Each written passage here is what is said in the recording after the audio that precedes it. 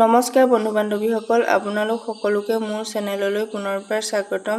যিসকল ছাত্ৰ ছাত্ৰীয়ে HSLC কম্পাৰ্টমেণ্টেল এক্সাম দিম বুলি ভাবিছে তেওঁলোকৰ কাৰণে এটা খুবেই ভাল খবৰ লৈ আহিছোঁ।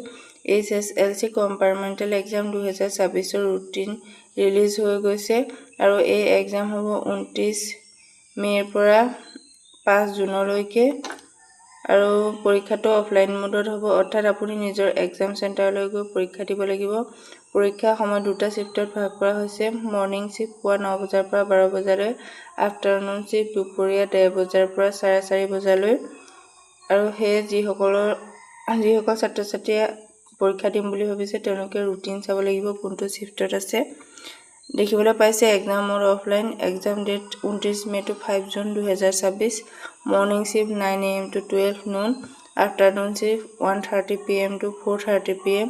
Official website https://site.sebaonline.org। আৰু এইখন ৰুটিনখন দেখিবলৈ পাইছে, আপোনালোকে স্ক্ৰীনশ্বট কৰিও ল'ব পাৰিব, নতুবা লিখি ল'ব পাৰিব, নতুবা অফিচিয়েল ৱেবছাইটত গৈ ডাউনলোড কৰি ল'ব পাৰিব। আৰু মে' 29 তাৰিখে মৰ্ণিং শিফ্টত আছে MIL, আফটাৰনুন শিফ্টত আছে আৰবিক পাৰ্চিয়ান, আৰু 30 মে'ত মৰ্ণিং শিফ্টত আছে ছ'চিয়েল চায়েন্স, ইভিনিং শিফ্টত জিঅ'গ্ৰাফী হিষ্ট্ৰী, আৰু 2 জুনত জেনেৰেল মেথমেটিক্স আছে মৰ্ণিং শিফ্টত, ইভিনিং শিফ্টত আছে সংস্কৃত। তেনেধৰণে 3 জুনত ইংলিছ আছে মৰ্ণিং শিফ্টত আৰু ইভিনিং শিফ্টত আছামী ইলেক্টিভ আছে। আৰু তেনেধৰণে আকৌ 4 তাৰিখে আছে, ইয়াত ধুনীয়াকৈ দিয়াই আছে, গোটেইখিনি চাই ল'ব। আৰু মৰ্ণিং শিফ্টৰ ষ্টুডেণ্টসকল 8:15 পৰীক্ষা কেন্দ্ৰত উপস্থিত হ'ব লাগিব, আৰু আফটাৰনুন শিফ্টৰ সকল 12:45 পৰীক্ষা কেন্দ্ৰত উপস্থিত হ'ব লাগিব।